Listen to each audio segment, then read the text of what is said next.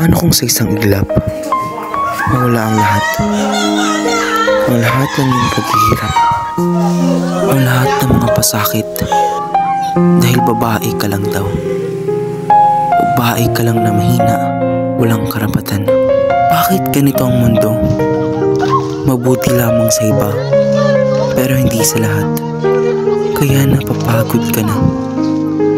Umabot sa puntong gusto mo na lang mawala na parang bula. Mahal mo ang iyong ama, pero bakit niya yung ginawa? Inurakan ang iyong pagkababae, minasak iyong pagkatao. Pagmamahal ba yun? Sa lahat ng iyong pagtangis, sa lahat ng paghingi ng tulong, tila walang nakakarinig. Tama na, pagod ka na ba? Kay sakit isipin ng taong dapat magprotekta sa'yo ay siya pang wawasak sa iyong pagkatao. Kaya't nais mo nang wakasan ang pahinaan ng iyong buhay.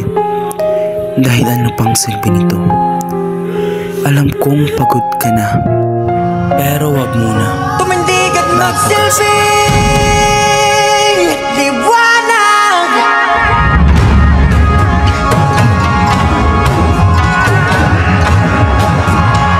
Liwanag sa dilim. Lalaban ako. Lalaban tayo.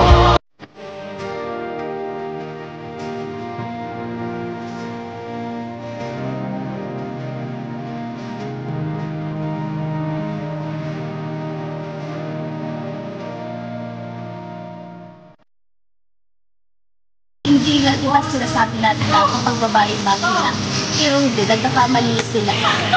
Para sa akin talaga, ang lalaki ay sa dapat.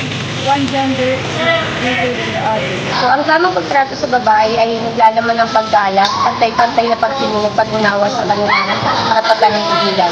Mahalaga na ituring silang mga kapantay na tao na may opinyon at sariling kakayahan. Ako, Larry, may donkey. Hi, my name is Larry Pulgado. Ako nga pala si Claudia Villarreal. Ako si Casey Last, si Paris. Ako si Joseph Danutulan. Ako si Cassandra K. Ako si Maria Mian Eliza P. Ordita. Ako si Alex Aguilar. Hindi lang ako sa babae. Wala na sa babae. And I will raise awareness to